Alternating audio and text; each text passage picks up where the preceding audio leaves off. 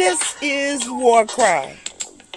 WarCry For Our Children, where the street meets the sanctuary and purpose meets power. Join me, Elder M, intercessor, street evangelist, prayer warrior, advocate for justice.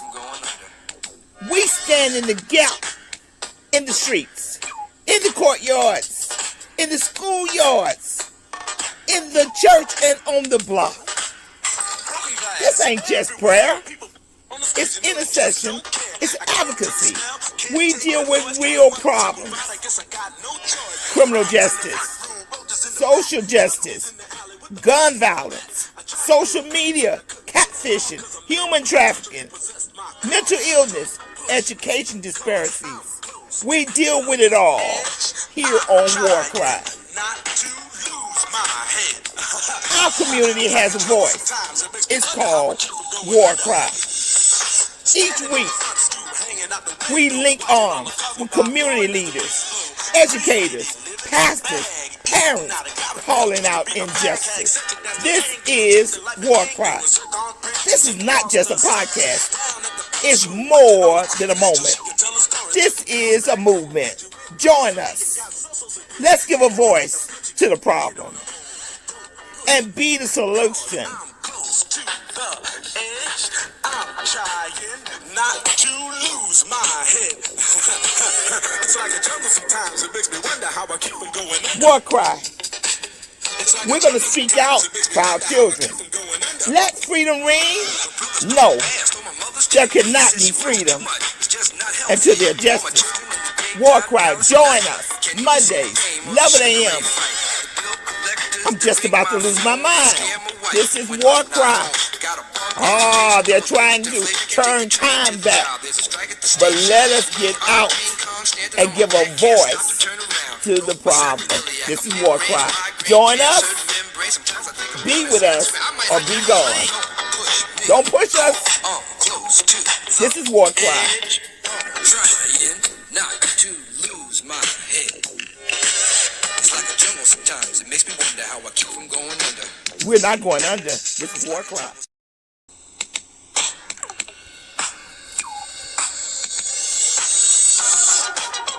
This is WarCry. WarCry For Our Children, where the street meets the sanctuary and purpose meets power. Join me, Elder M, intercessor, street evangelist, prayer warrior, advocate for justice. We stand in the gap in the streets, in the courtyards, in the schoolyards, in the church, and on the block. This ain't just prayer. It's intercession. It's advocacy. We deal with real problems. Criminal justice, social justice, gun violence, social media, catfishing, human trafficking, mental illness, education disparities. We deal with it all here on WarCry. Our community has a voice. It's called WarCry. Each week, we link arms with community leaders, educators, pastors, parents calling out injustice. This is WarCry. This is not just a podcast. It's more than a moment. This is a movement. Join us. Let's give a voice to the problem and be the solution. I'm trying not to lose my head. It's like a jungle sometimes. It makes me wonder how I keep on going. WarCry. We're going to speak out for our children. Let freedom ring? No. There cannot be freedom until there's justice. WarCry, join us Mondays, 11 a.m. I'm just about to lose my mind. This is WarCry. Ah, they're trying to turn time back. But let us get out and give a voice to the problem. This is WarCry. Join us, be with us, or be gone. Don't push us. This is WarCry. Trying not to lose my head. It's like a jungle sometimes. It makes me wonder how I keep from going under. We're not going under. This is WarCry. Good morning, good morning, good morning. This is War Cry. War Cry for our children, War Cry for justice, War Cry for our community, War Cry for our churches, War Cry for our schools, War Cry for justice in this whole United States of America. War Cry for us, our people, your neighbors, the church, the people that work in the deli. This is war cry for our children. Should we not care about our generation that we're losing? Yes, we should. This is war cry. And as we promised you, we was going to bring you episodes that you wouldn't see anywhere because this is war cry. There's a lot of things happening even though we're only into the 12th day of the 2026, there's a lot of things happening. If we just look back over the first 12 days, we can see that there's been some major things happening in the world, in our states, in our communities. But guess what? We're going to bring it to you every week. All I need you to is to subscribe and share because we're going to broadcast all across this world and tell you about the injustices that are taking place. We are the people of God, and we've got to raise up the alarm to let people know that it's time for action. This is War Cry. I have a very exciting panel today, a very exciting guest today. I'm just so excited about what we're going to do and how you can be even involved with the things we're doing. Bring the panel on. Bring them on. Bring them on. I just love this. I love what we're doing to bring people and make them aware of what we are doing. Oh, I see Kareem on. I am so excited about you, my brother. I am so excited. Now, before we even do anything, let's go to the first video. Let's go to the first video. Because I want you to tell me what you think. Let's go to the first video.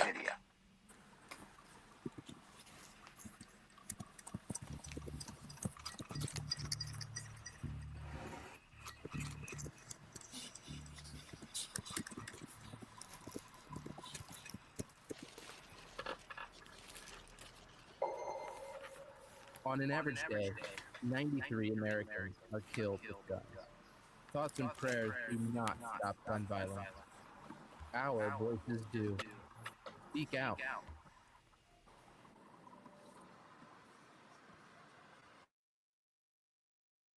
One thing that I thought about that a lot of people in the courtroom was like, Jay, we didn't even think about that. Okay, I want you to just, let's go to the panel. Let's go to the panel. Let's go to the panel. I want you just to introduce yourselves and just tell me what was in your mind when you seen that video. I'm going to start with you, Minister Travis. What was in your mind when you seen that video?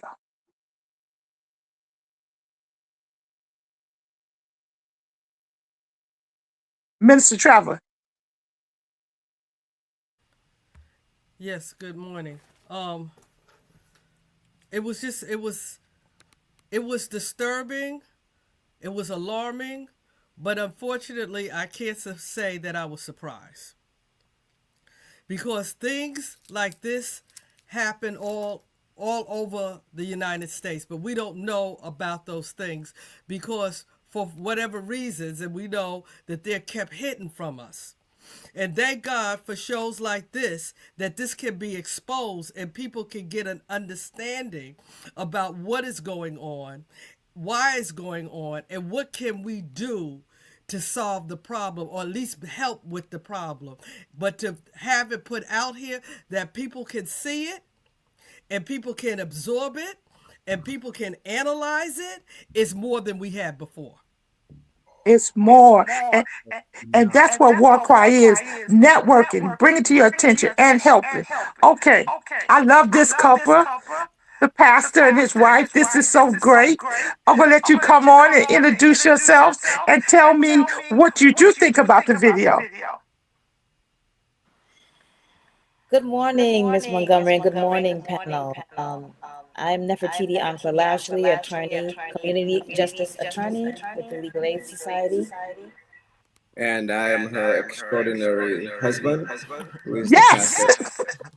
the pastor of Experiencing God Ministries, and really excited to be with you all to make a difference in these communities.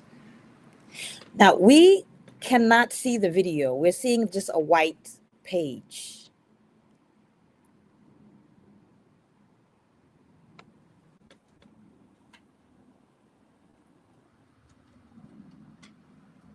Can you hear us still?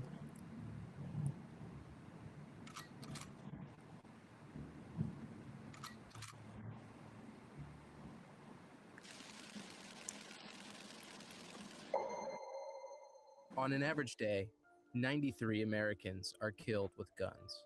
Thoughts and prayers do not stop gun violence. Our voices do. Speak out.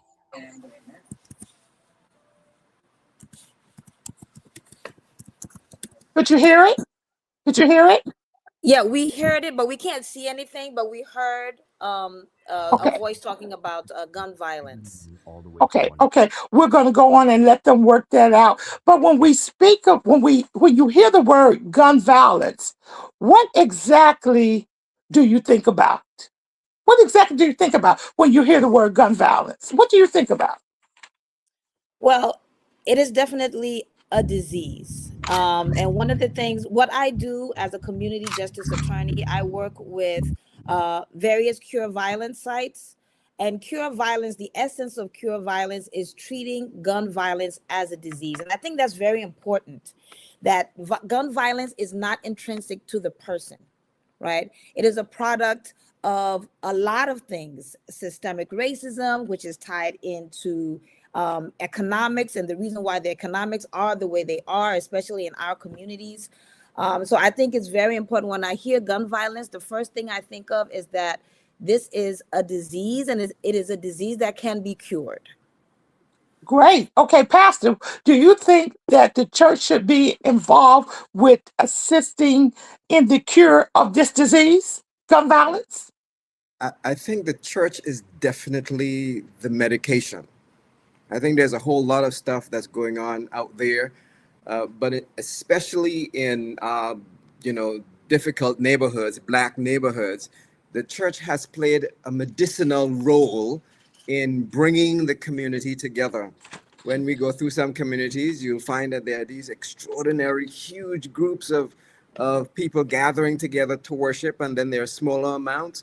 But there is definitely this effort to have some kind of connection with the people who need to have a connection with this extraordinary God who can reverse the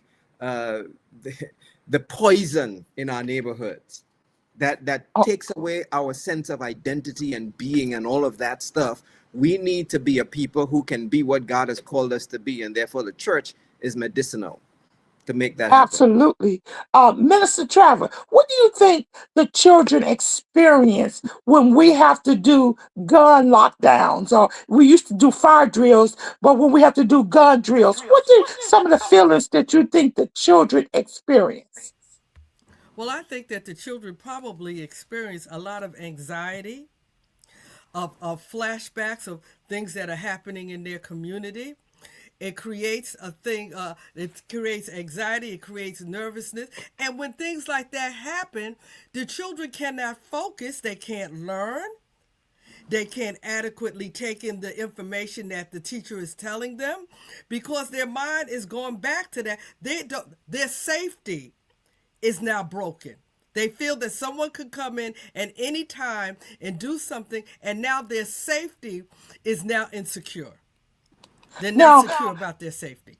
I would say we're going to introduce the guest speaker in 1 minute. I would say that we're raising up a generation of trauma that we've created in our children. Yes. We're Yes. creating trauma in our children.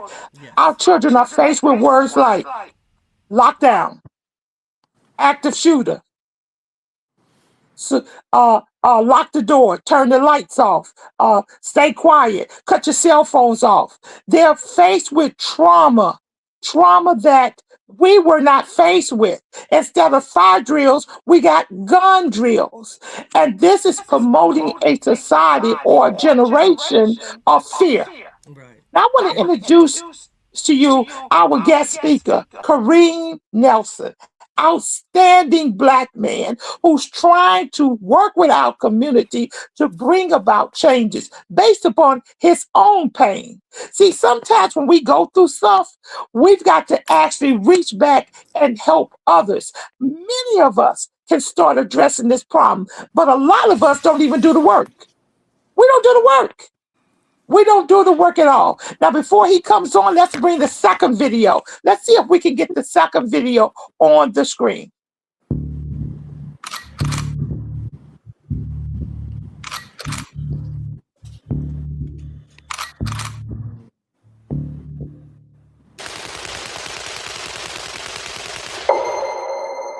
On an average day, 93 Americans are killed with guns. Thoughts and prayers do not stop gun violence. Our voices do. Speak out. Now, did you guys have an opportunity to see that? Okay, now we're putting on this one. Let's go to this next video. Mike DeGeorge and Cal Poly men's basketball have another huge conference match this week. The Rainbow Warriors of Hope Athletic Center Thursday at 7 o'clock for our Gold Out game. Show your Cal Poly pride by being loud and wearing gold. Get your tickets today at the Cal Poly ticket office or online at gopoly.com/tickets. And watch every game on ESPN+. Go Mustangs.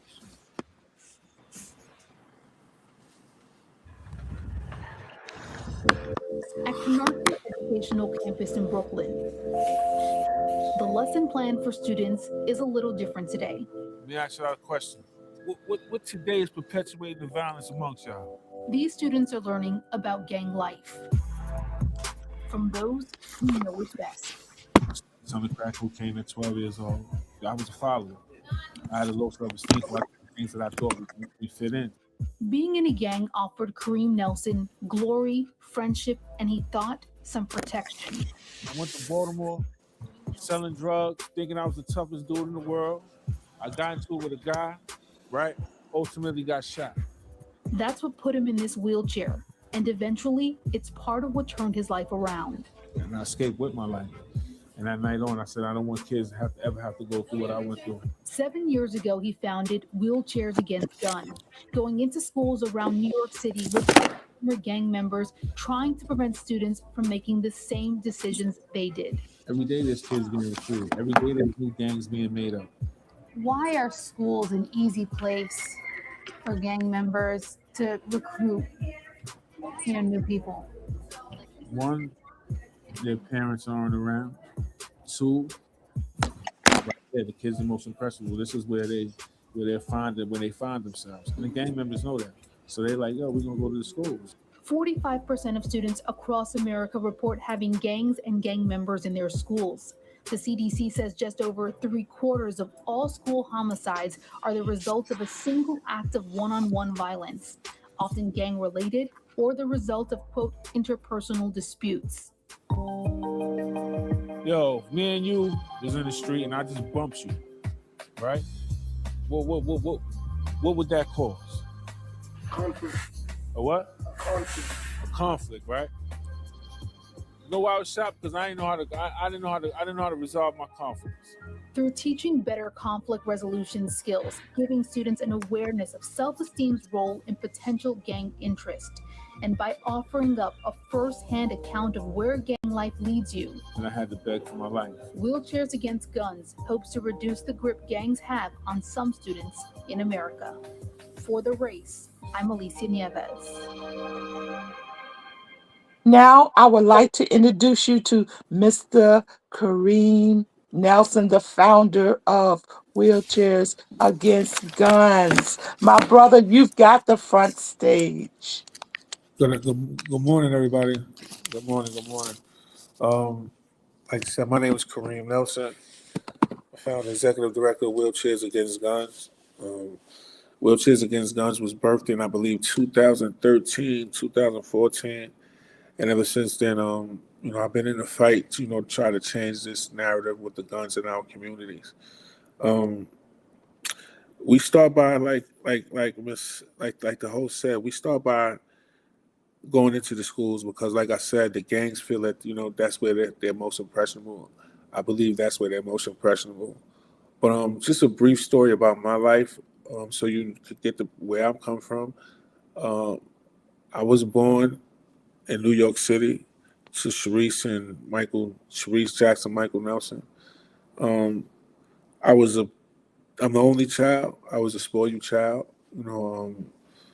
I dealt with a low self-esteem, and that's the reason. That's sort of the reason why I put this program together to address, the tools that we need, that the tools that the kids need in our, environment to survive, which is conflict resolution strategies, critical thinking techniques, how to build and maintain a positive self-esteem, and financial literacy. Those tools I didn't have growing up, and I grew up during the crack epidemic, and it was really, it was a rough time. But I can't take any credit away from my parents because they did everything that they could, so I didn't have to, venture into the streets. But like I said, I'm an only child, and I had a low self-esteem, and I wanted to feel a part of something. And at that time, the streets was, what I embraced.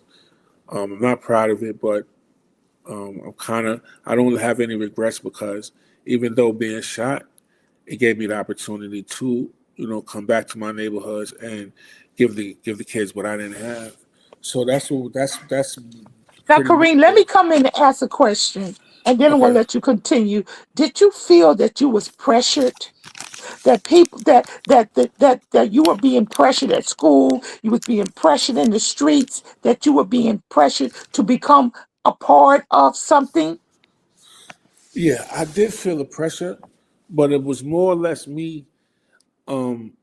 my decision because, like I said, I didn't know how to think straight. So when the pressure came and when the influence came to me, I just embraced it because I didn't know how to think critically and see through it. So it was the pressure there, and then it was some of my own will. But I believe the pressure drove my own will because when the pressure came, I didn't shy away from it. I kind of embraced it because that's kind of what I wanted, right? And getting into it, as I got into it, the more and more I've learned that this is not a place for me because at 13, I saw a friend of mine's, Dorian Dixon, get shot in his head. I believe that was God's sign to me, right? Because God knew who I was. He knew I was a strong young man. He knew that I could make the decisions that I wanted to make, but I was just weak at the time, right? So when I lost Dorian, that was my sign for me to, go back into my apartment because in my apartment I had everything. I had heat, I had Atari, I had ColecoVision, I had a television, I had cable, I had food. So I wasn't, destitute to the streets. But I didn't take heed to that sign that God put in front of me, and I just kept going, and going until 7 years later I got shot and was paralyzed. And I believe that the pressures from the streets come from like our children. This generation doesn't know what love looks like. They don't know how it feels, outside of their parents. And some of the times they don't even get it in their household. So when you come outside and you see your brothers and they're welcoming you, and they're welcoming you and loving you, that you feel that they're loving you, you're willing to go the distance for them. You're willing to let your family down like I did for several years. I didn't get my life together until I came home from federal prison. And then coming home from federal prison, I still didn't get my life together. I had to bump my head one more time, you know. So our kids are dealing with a lot. They don't have the tools that they need, to navigate these rough terrains. And then they don't have the self-confidence when they get the tools to implement them. So that's where we coming from. That's where WAG comes in. Like we show them we are them. We are them. We live what they went through. We have the experience that that they don't have. And then sometimes it works and sometimes it doesn't. But the majority of the time it works. Now, when we talk about, and we're going to let the panel ask some questions too as we go on in the interview, but when we talk about conflict resolution, Mhm. Kareem, you can help me out on this. A lot of time, conflict resolution in the streets don't work that well. I mean, if you're being pressured, if somebody's pushing you against the wall to do something, you could be a great talker, but Yep. sometimes it doesn't work out. So I guess what we're saying is before the conflict occurs, we've got to take a proactive stand. And that's what you're doing in the schools to teach our kids to stay away if possible. What would you say to that? And then we're going to go to the panel. Well, I have this saying that you can't dance to every song, right? And when I were when the kids when how can I say it? State your question one more time so I can formulate A the lot of correct answer. times conflict resolution don't work in the streets. Okay, Conflict so resolution when you're looking at a barrel of a gun or you've got a beef with somebody and that don't so the always work. so the object is this, right? Don't invite yourself to certain situations, right?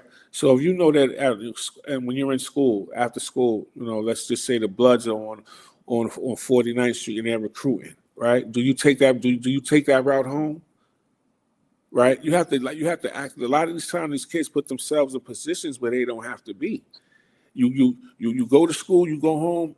You go to school, you go home. A lot of times, it's a gray area between go to school and go home, and a lot of times the parents don't know this. So when you think about conflict resolution, it's about thinking, right? Conflict resolution. How can I resolve this conflict? Some of the times you don't even have to be there, right? And then the conflict is resolved.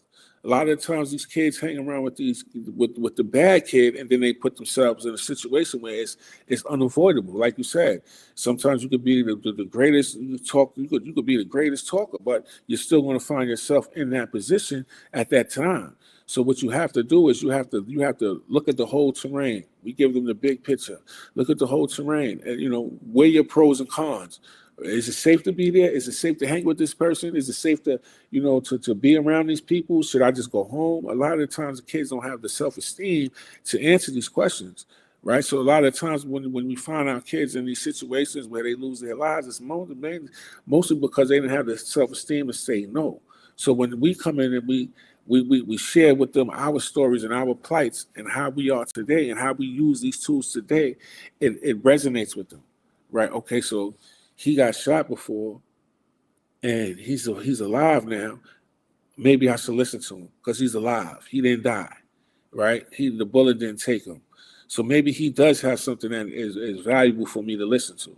So when we're in the schools, they can let their guards down, right? They can Mhm. listen. They can listen. They can take heed to the information. They don't have to turn around and show their friends that they're listening, but they're listening. And Mhm. they take heed because a lot of times kids came to us, for example, there was one kid who was gangbanging and he wanted to put his flag down, but he didn't know how to put his flag down. So we had to help him. We had to go call his big homie. We had to let him know that he doesn't want this anymore. He wants to put his flag down. He wants to be a productive citizen in life, you know, and it worked. So it just takes the kids to have the tools. Like I said, once you put yourself in that situation, it's very, very hard to get out of. So the object is to not put yourself in that situation, right? Mhm. Our main goal is to make it home safe. Is Make to it home. make it home safe and make it Yes. home. Okay, I'm going to ask Minister Travis, followed by the pastors. Um, what question would you like to ask them before we go on, or comments? I'm just saying that just wanted to say that I appreciate you and appreciate the work that you're doing.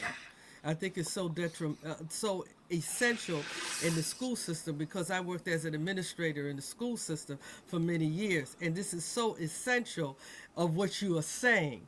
And that is only essential for the student; it's essential for the teachers and the administrators. So, what I was going to say to you is, there certain signs in a school that we could see that would alert the teacher, the administrator, that we know that there's a problem here? Is there certain things that we should see as teachers, administrators, and parents also, community also, that we could see those signs and learn how to intervene? Okay, well, I work in the schools.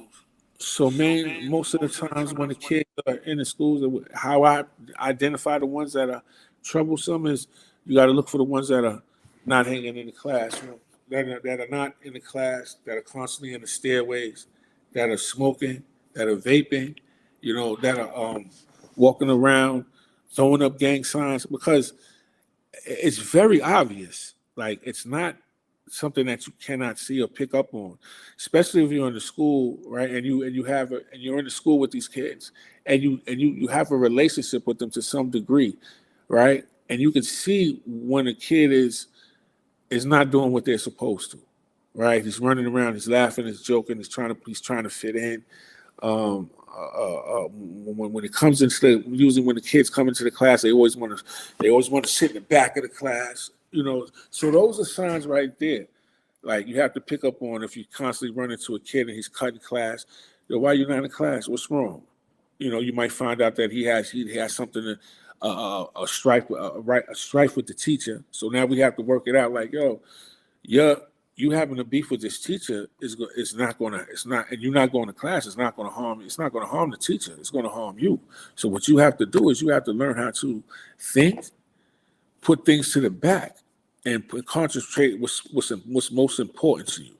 Now, what's the most important to you is hanging in the stairways and smoking weed and not paying attention to your teachers. And then and this is where the wheelchair becomes a great story to tell, because now they're like, you run the risk of being like this for the rest of your life. I'm strong. I could do this. Not a lot of people in my position can't do this. And I have some friends that are in the ground that wish they could be in this wheelchair, right? So y'all need to really understand what it is that you want. And this is why, and it's not coming from somebody that's from the far left or the far right. It's something from somebody that looks like them, talks like them, dressed like them, and has been through the same thing that they think they're going through. And that's how it helps. But you have to pay attention. You have to pay attention to the ones with their pants off their behind, ones that don't come to school. When they come to school, they're late. When they do come to school, they're trying to disrupt the kids that want to learn. Those are the ones that those are the ones that are the troublesome ones right there. Always joking when it's a serious situation. They're deflecting, Let me ask you a question. When you go into the school, do the principal or the guidance counselors say, okay, we want you to talk to these individuals. This is a group that we want you to specifically address and deal with. Do they actually say that to you? Yes, they do. But the problem is they don't want to demify the kid. So they don't want to pick the kid and make the kid feel like he's a bad kid or you're bad, so you have to go to this program. That's a problem that I kind of see with a lot of schools. A lot of school administrators don't believe that their school have these issues, that they have a strong enough grasp on their school, that they don't need programs like ours, and it's not true. You need the program. You have to put yourself aside and ask yourself, does my school really need this? And 9 times out of 10, the school needs it. And a lot of the principals don't want to bring the program in because they have this thing about, my school doesn't need it. My school is a good school. And you could have a good school, but you could have 7 gang members in there that can disrupt your whole school. Absolutely. Absolutely. We're going to bring the pastors in, and then we're going to go back to you again. Pastors, you have any questions you want to ask? Pastor Leslie. Yes. Yeah, if I can jump right in there in terms of asking a question, I think that there is a lot and perhaps too much illness in our community, I think that churches have kind of excluded themselves from the communities and they're doing stuff in-house in the church building. Then there might be some things happening outside, but I think that God has really made it pretty clear enough for the church to say, listen, there is some healing that needs to take place in this community. Too many of us are going through all kinds of different circumstances and losing our giftedness. The church has a responsibility, on behalf of the kingdom of God, to interact with those people who are, they're not inside the church building, but they're inside this horror world where they're losing themselves and the capacity to be who God has created them to be. And we're seeing it. Now, I'm really being, I'm kind of getting to that disruptive place where I'm feeling an energy that I'm lacking, because I see a lot too many people out there who have children that are suffering. And then they're going to this next level of using guns and having to fight their way through whatever it is. So hear me out. The church has a responsibility for community healing. There is sickness in our community. It's not just some physical sickness, but there is spiritual sickness in the community because of who we are, what we look like, what we want to do. And the church has to step up to the plate. We Now I can't got a just be question. Let me sitting. let me let me jump in here. You brought something up, critical pastor. I want to ask you, Kareem, have you been asked to go into any churches and speak? Churches, I mean, I've done spoken in churches, but like churches are not like they're not. I'm not saying that they don't want to. I believe that the religion thing scares a lot of these children because they don't even know what religion is really. So when they hear Jesus Christ, they think that, oh, I got to go to church every Sunday and I got to do No, this. no, no, no. Let me go back to the question. We have problems with our children in the church too. The church don't want to face those problems, but some of our children that come there, their parents don't know, but they're hooked up to things that they shouldn't be hooked up in school and everything else. And if we're talking about doing a preventive measure, taking a proactive stand, the church should be involved with the Yes, it should. proactive stand, Yes, even it from should. the fact that if you're at Canarsie, local churches should come out and sit in with your teaching because our kids are in the school. Yes, very Pastor, much so. back to the pastor. Pastors, what you think about what I just said? Well, can I jump in? Yes, come on, pastors. Yeah. So this is Nefertiti, attorney. One thing that, for example, we've done with Experiencing God Ministry, my husband's church, is that they often pair up with the Legal Aid Society. I work with the Legal Aid Society. We work with cure violence organizations across New York. I work specifically with cure violence organizations in Brooklyn. And Kareem, thank you so much for your organization and what you are doing. It is so powerful and needed. Organizations such as Man Up and I work with them all. FIBO and yes, Mhm. and Drum and BTTM. And Yeah. so like we've partnered with some of the organization and have done food drives, for example. And so one of the things we realize is that you don't want to shove like religion down people's throats. But as my husband said, like the church is important and should be involved in community. And so what we do is we just try to be there, right? Mhm. And if they ask, oh, okay, pastor, well, what's your service? Where's your service? Then we'll say, hey, okay, we have services online. Here you go. There's the link. No pressure. So I think that there's a way that if you're being there tangibly for community, I think that's the church. That's a big role of what the church should be doing. And I do think that there are some churches doing that, right? Like there are churches that are there in the community. I grew up in the St. Paul Community Baptist Church in East New York. They are continue to be very involved in community, right? In terms of everything, home ownership, youth, you name it. Yes. Sorry. That's my aunt. The village, my aunt, who is a member of St. Paul Community Baptist Church, was like the village. Yes. So a lot of churches are doing it, and we just have to have more doing it.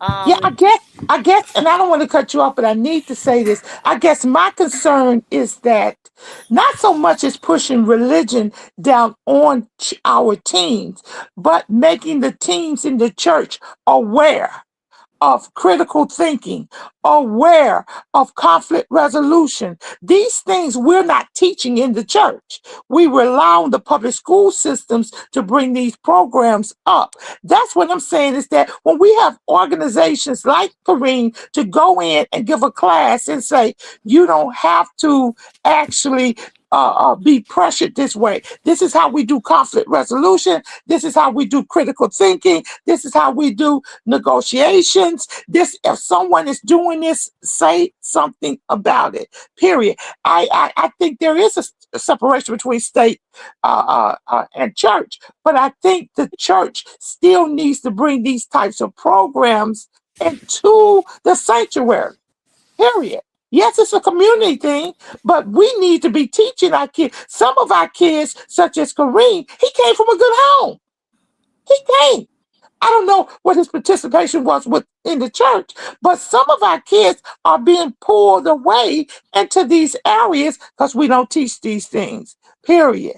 And I think the church should be involved. Go ahead. And you got to remember too. Oh, wait, let me have the pastor, Kareem. Come on, Pastor. Well, I think that the church, you said it right. The church needs to be involved, yes? But the church has to come outside. Yes. And Jesus gave the example. Jesus left wherever it is that he was. He got himself a piece of wood and he made a cross and he went outside to face the people. We're locking ourselves and our children and our families in some church building and worshiping, when the truth is that worship is also outside the church building. We have to go into where the pains and the difficulties and the trials are, but the church has to bear its own cross. The church just can't be asking for help from outside to do what needs to be done inside and outside. As the church, we've got to go out there, just like Jesus did, bear our own cross, heal the sick, transform those people who are going through drugs and whatever it is, and help to make the community, the whole community, not the church. The church is not about the church.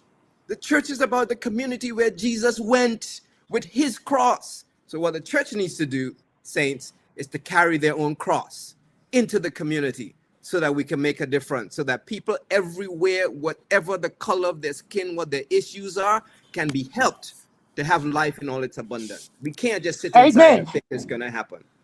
Amen. Your husband preaching now. He's preaching now. I'm going to give him an offering pretty soon. He's preaching now. Only thing I can say is amen. Kareem, come in. Yeah, but I don't know how I could make this sound. So a lot of times it's about relatability with the kids, right? So when I talk about relatability, I mean, like, what are the things that the church can do that can be relatable to the child, right? So I wouldn't say throw the Bible at them. I would try to make things. I would try to pick things from the Bible that's relevant to what they're going through, like Jesus Christ. To the left and to the right, it was a crook. From to the left to the right, it was a thief and it was a crook, right? And he told him that I will be with me wherever I go, inside my kingdom. And that was a thief and a crook. So if we can find a way to bridge that gap to show, because a lot of these kids don't know. So let me give you the demographics of what kind of kids we're dealing with, right? Wait, let me say something. Now, understand what we're saying, Kareem. We're not saying we're going out there to preach a theology that we know the kids don't understand. We're saying we're going to meet you in the streets. The streets and the sanctuary are going to meet together and work together as community. We're not bringing religion in. We're going to show the kids first who we are as a community church. Kareem, you got it. Tell us some more. Yeah, that's a great thing, to meet them where they're at. That's what you got to meet them where they're at. And when I say, like, I don't mean throw the book at them, but let them know who you are, what y'all believe in, and what is the purpose of why am I talking to y'all, right? So I just want to give you a demographic of the kids that we're dealing with. So they're babies raising babies. The crack epidemic, right, was bad. It had mothers. It took the mother and it took the father out of the household. Right, so it left children to raise. It left Ray to raise his little sister and his little brother, while the mother and father was out there battling their demons. So now today we're raised. Right now today, in the era that we're in, we're dealing with the babies from the babies that was raising babies, if you understand what I'm saying. So now the mentality is kind of off because these are still children. Now, this is why it's so big that when you look at it, when you look into a household, the mother, the father, and the children are all doing the same thing. They're on their devices. They're on Facebook. They're on Instagram. So there's a relatable thing with that family. We have to break that. We have to have the mothers and the fathers put the phones down and raise the children. Put your time into the children. Take them to church. Take them to these programs. Like I had a Cure Violence site for Rockaway, Queens. Why I lost it, I don't know. But now that my program is going, now the kids that was in my program are the ones that are shooters now. So there is a form of we can save them, but we just have to know how to save them. So how do we go out? How do us as the church go outside and address our children? How do we go outside and let them know that we are with y'all, that y'all can trust us, that we don't want to take anything away from y'all. We just want to better improve y'all. How do we do that?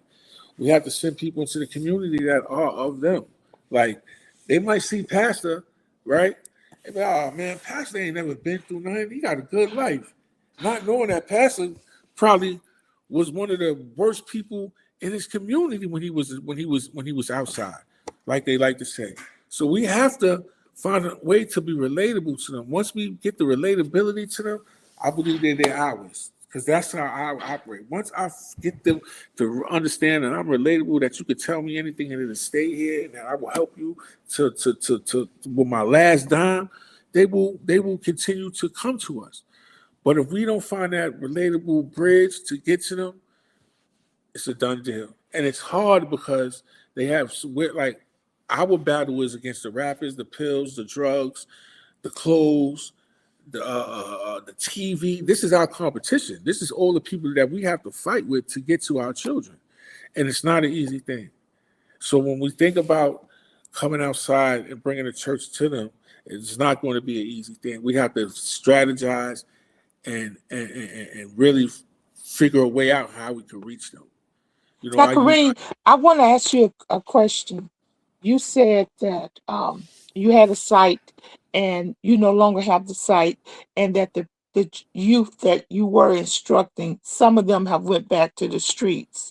How do you yes, feel about that? How do you feel? I'm hot, but it kills me. It makes me. At one time when they first took my Cure Violence site, I wanted to leave it alone because it showed me that even though you still do the work, it's still politics, right? We lost our site for no reason at all. And the only thing that they could come back to me and say is that Savina Brooks, the Queens councilwoman, didn't like me. So I'm like, okay, you didn't like me, but what does that have to do with the children and the work that we put in on this peninsula? You know, I was sent to see 300 to 400 kids in the 1 year that we was there. We had programs every day for those kids, so they had somewhere to come eat, get some warmness, get a tutor, get a mentor, watch some TV, whatever it was. We had our center doors open, and now that's gone. And now Now, those just kids, tell us now those how kids, I'm sorry, Kareem. Go ahead. Now, God, I'm those sorry. kids. Now those kids feel betrayed, and now we have to go through the whole cycle again of earning their trust. Now, tell us From how them. a day looks at your center. Tell us what happens. How do Well, you recruit? Do you recruit kids? Do they volunteer come in? Tell us how that what goes on. Well, what the cure violence is, you have violence interrupters, and you have OWs, outwork weekends. So the violence interrupters, they're in the community, so they're addressing the children. They're trying to bring the enrolls in. They're talking to them. They're telling them about the program, what the programs have to offer, and then they're bringing them in to the center. And then once they come into the center, they're assigned to OW. The OW works with them with the school, what they want to do, what programs they want to operate within our center, and however else we can help them, as long as they're not on the streets. So a day would be, we open up our center, our outwards speakers will hit the street. They would canvass, they would make sure things was okay, and around when the kids get out of school, they start pouring into the center. They're looking to, because we have a heavily stipend system. Like I don't believe that I could tell a kid to stop doing this and don't have nothing to replace it with. So when the kids come to our center, they can, earn $25 gift cards. They can, do things. They can learn whatever they need to learn is right there. They can come and do their homework. So when the doors open, it's just we have programs. We have the barbershop. The kids come in that are assigned to the barbershop. They sign the sign-in sheet. They go to the barbershop. Then we have a program that's dedicated to the young ladies, the beauty salon. They come in, they sign up. They go into their beauty salon classes. Then we have a workshop where we all, come into the center and we see how everyone's feeling, temperature checks to see if if a kid is, how's he feeling? Is he being pressured? So our day is centered around community and kids. That's what the center's for. But now that we lost our contract, that experience is not there for them anymore. Now, let me ask a question. Are you saying to us that when you speak about barbershop and you speak about cosmetology, so you're teaching our kids trades on how to be entrepreneurs, so they can go learn how to cut hair, become an entrepreneur? Yes, and we also have a program that we're trying to run now called WAG Tech, and it's an HVAC program where they can come in and learn HVAC, and then after they learn the HVAC, we're trying to come in contact with businesses that will hire them right after their HVAC training is completed. But once again, it takes funding to do these things. It takes, it's not easy. The cure violence game is basically the same winners. They're not letting any new blood in, and they're taking away the new blood that was in the system. So I don't even have a way to conduct these programs anymore because I'm on SSI myself. So the money that I once poured into it, I can't. I have a son who's autistic now, so my money is really tied up within family. So we have one program in which we work with DYCD, and that's on Tuesdays and Thursdays, and the kids come in and they get what they need. So we went from a 6-day-a-week program to a 2-days-a-week program. And how many people do you have working with you? How many people are working with you? Well, I have 10 people working in the schools, and I have 3 people working in a DYCD contract. So that's 13. Now, how does a day in the school system look? Tell us about that. Well, we work with the schools now. We do programming, and we do safe passage. Safe passage is mainly what we're doing now to make sure, just through the safety of the kids, make sure that they get to their destinations nice and safe. So we come into the school at 12. We do the hall monitoring, make sure the kids aren't in the schools smoking weed, vaping, making sure they get into their classes on time. And when we're doing this, we're using our curriculum. Giving them reasons on why to go to class, telling them, coaching them on conflict resolution, critical thinking, and things like that. Those are the means that we use to get them back into the class.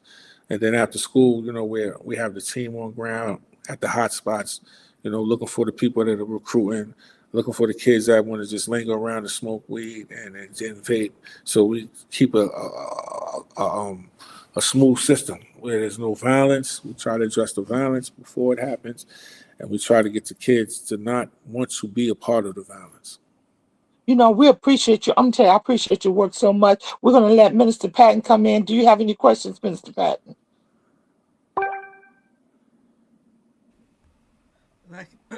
Once again, I tell you, I really appreciate you and really appreciate the work that you're doing. I really do. I wanted to ask you a question. In your building that you have, do you have a system now that's working that the kids come in, they're still doing their homework, someone's there to help them? Is that still up and running, sir? No, only on Tuesdays and Thursdays from 4 to 6. From 4 to 6, okay. Yes. We're located in Far Rockaway. Oh, you're located in Far Rockaway. Yeah. Okay. But my organization does work through the whole city, throughout the whole 5 hours. Okay. And Pastors. Yes.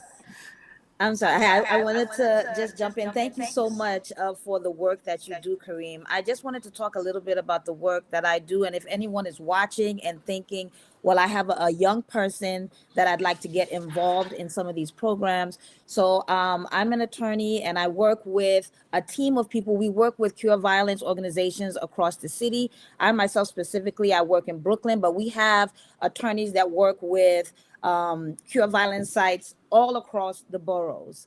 So if you have a youth in Harlem, if you're watching this, there's street corner resources. There's several in many in Brooklyn, in Manhattan, SOS in Manhattan, SOS in Brooklyn.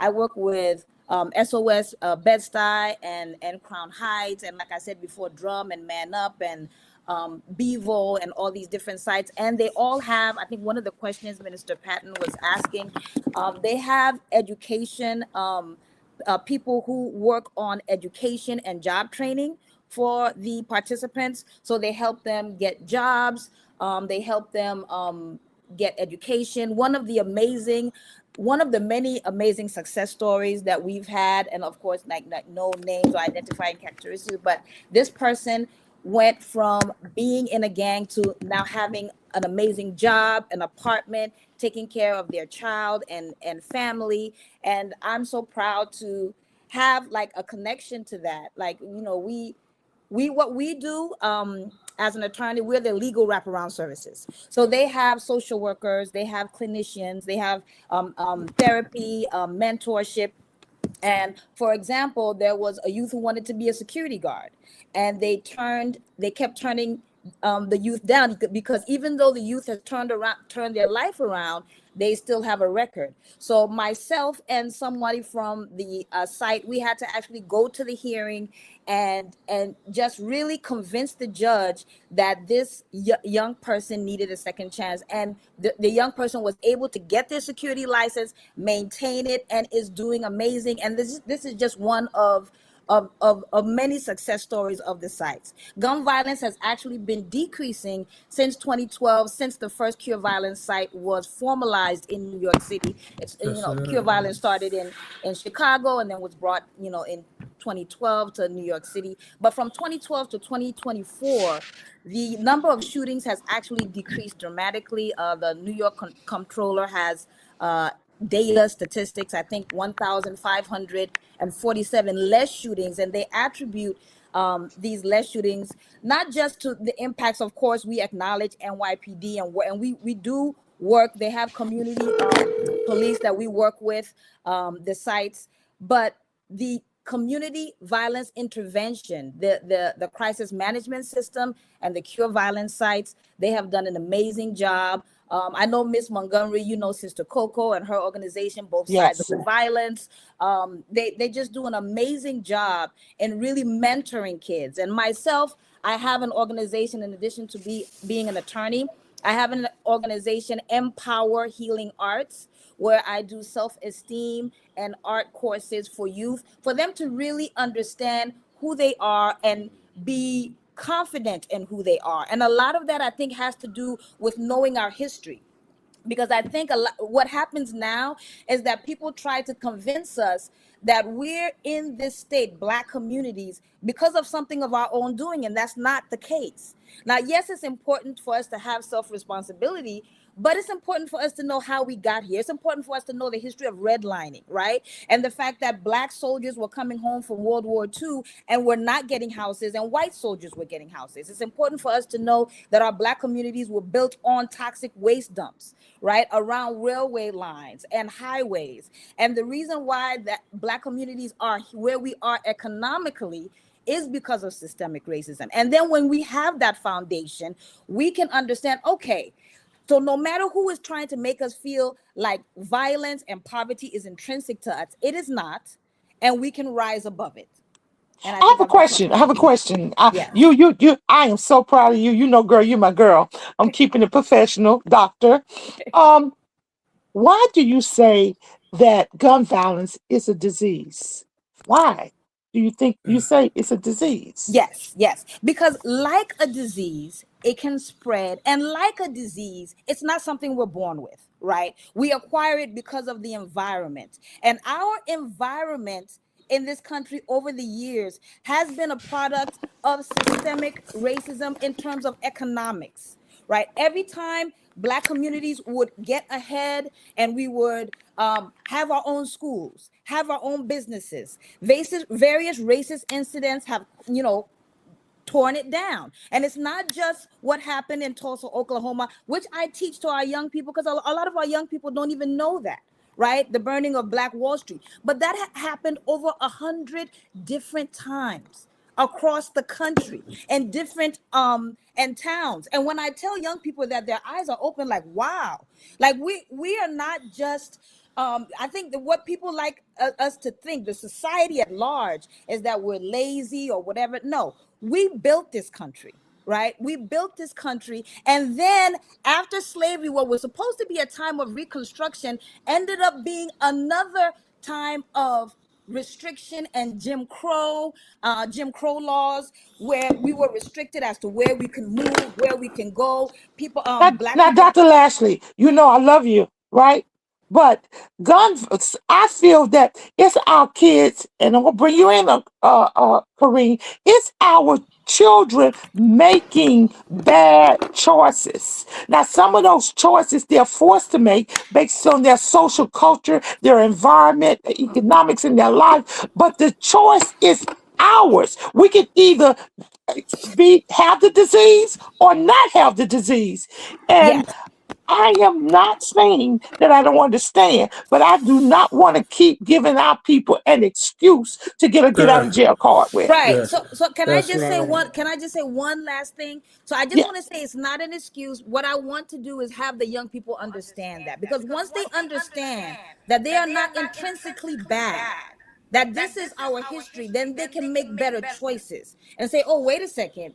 So what they're saying, that this is the color of my skin is wrong, that's not true. Okay, let me make a better choice. I just wanted to say that. Okay, Kareem, come in, and then I'm gonna let Pastor Leslie come in. Come in, Kareem. You heard Well, you know how I feel. yeah. Well, my thing is this: I don't want to make excuses for my people. Right? We know what it is.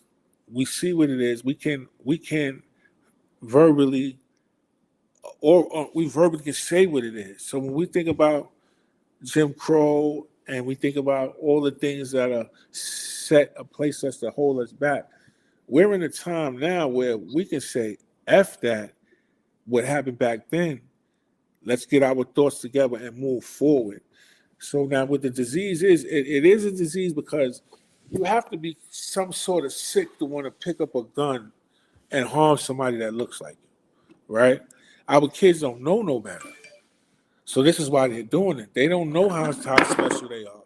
They don't know the strength of what they can be. All they know is what they see. And what they see from the time that they wake up to the time that they go to bed is negativity. The music, the TV, their friends, the school, the streets, the gangs. This is all being fed to them, nothing positive.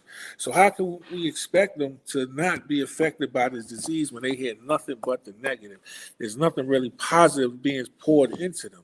So now I we got have to to learn. now, Kareem. I need to bring the doctor in, the pastor in, because he's Okay. itching to come in. Come on in, Pastor. What do you think? You've been hearing it. I am itching to come in. I think that all of us need to have our own cross to handle the issues that are operating in our community, in our homes, wherever they are. Let's just call it a cross, right? Because somebody had to give their life up on that cross so that other people can live this better quality life. What I'm hearing is that we need to make some sacrifices.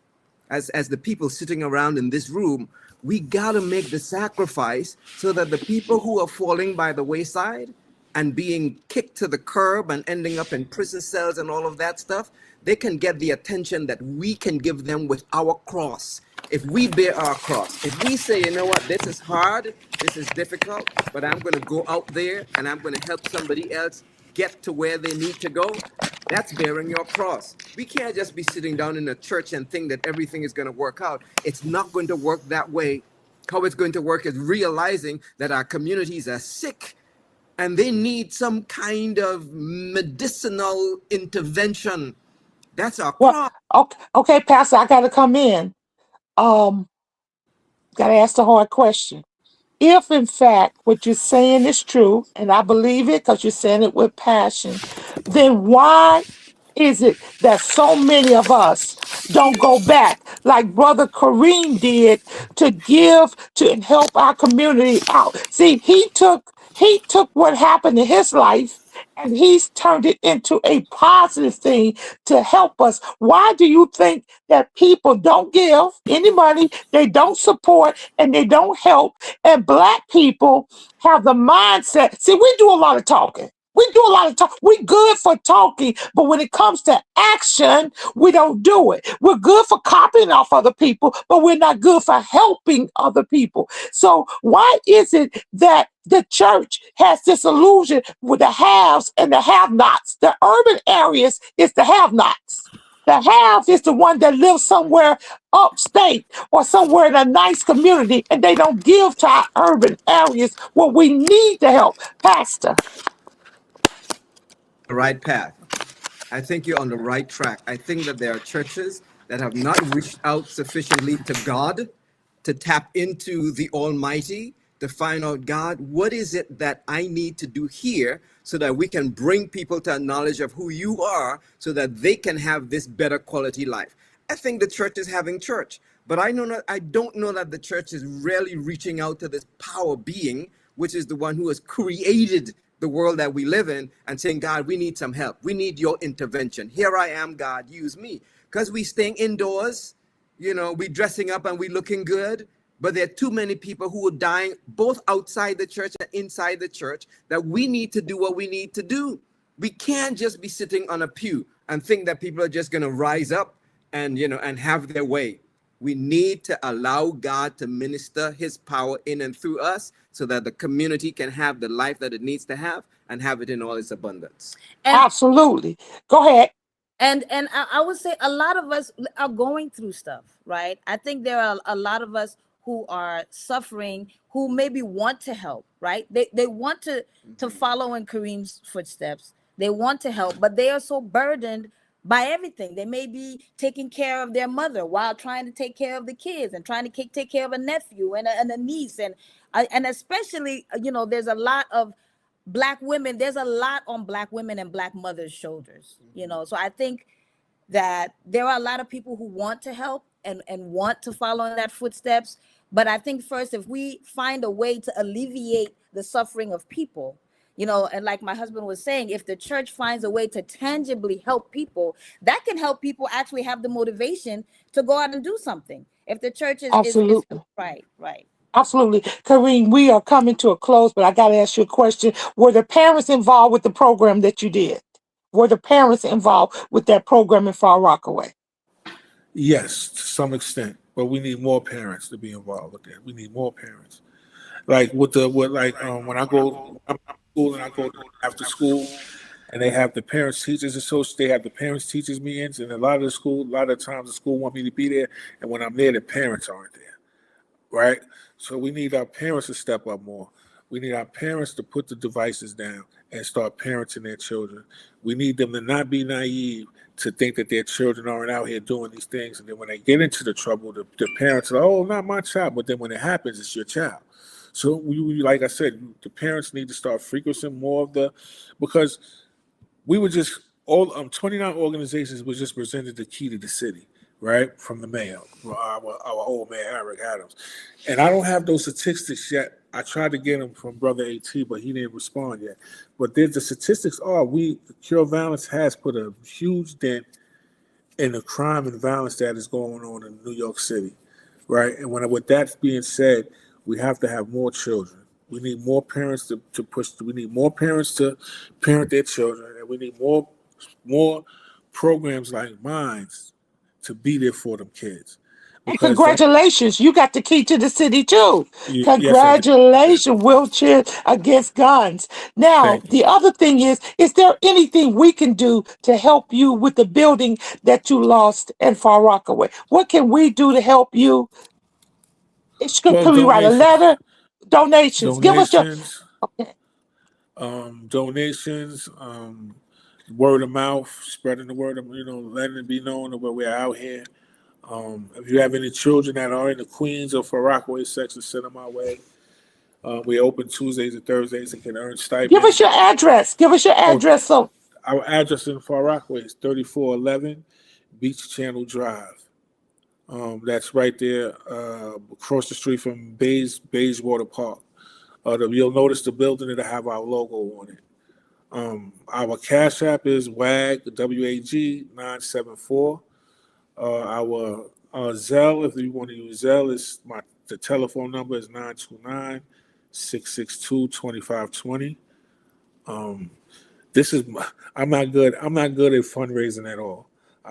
This is one of my top. These are one of my things that I'm not good at in this.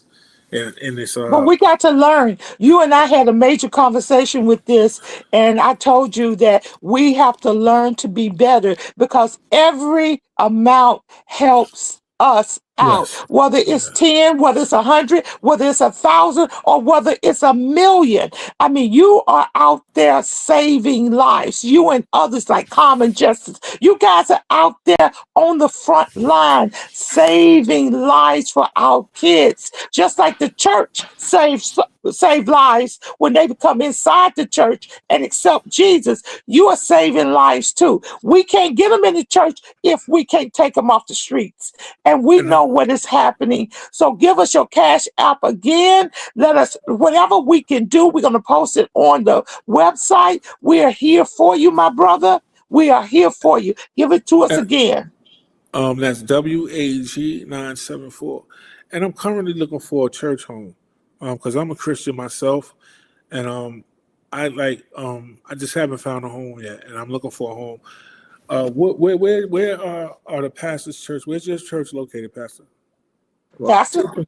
two places. One is online, so you can pick up your phone on a Saturday morning and worship with us. And then I have connections with other churches. A church in Park Slope on 7th Avenue.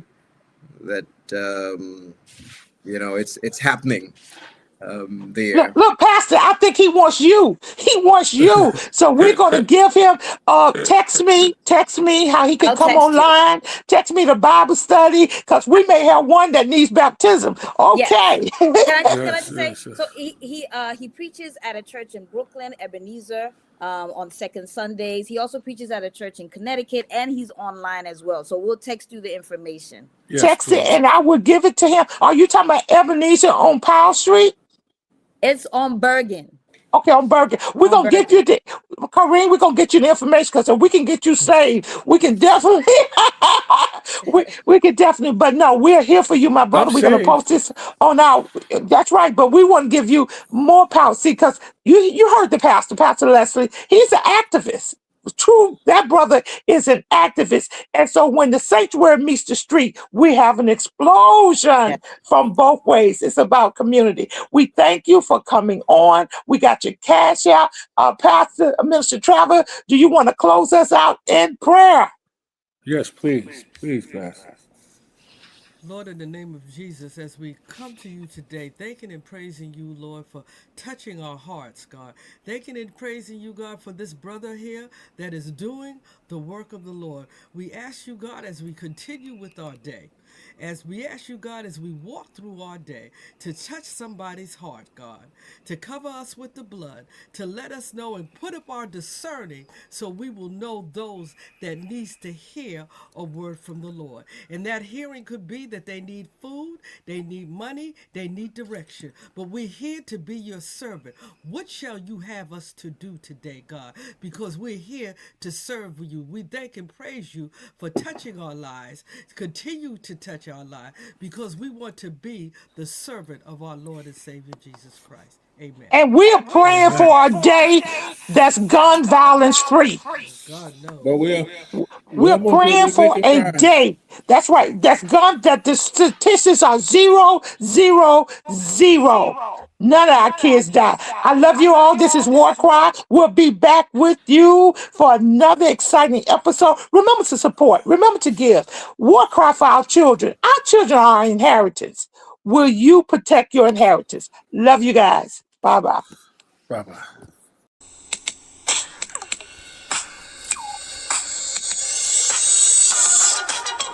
This is WarCry.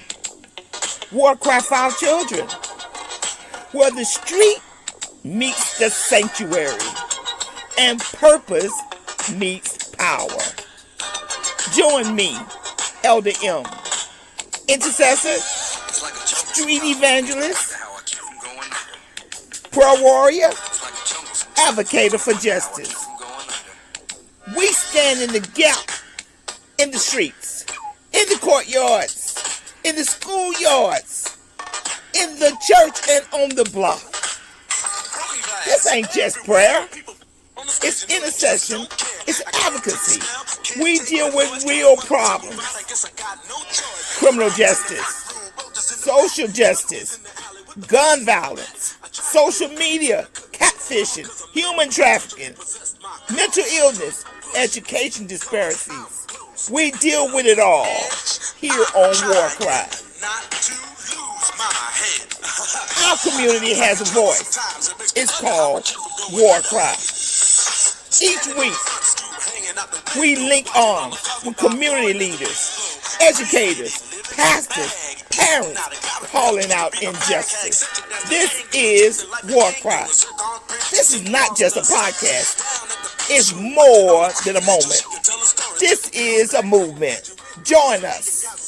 Let's give a voice to the problem and be the solution.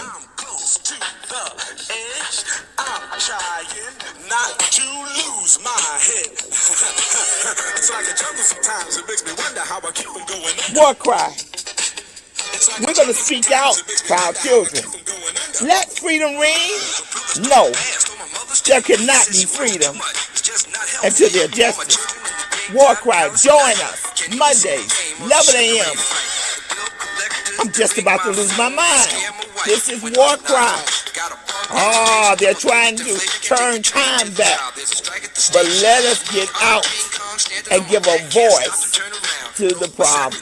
This is WarCry. Join us, be with us, or be gone. Don't push us. This is WarCry. Trying not to lose my head. It's like a jungle sometimes. It makes me wonder how I keep from going under. We're not going under. This is WarCry.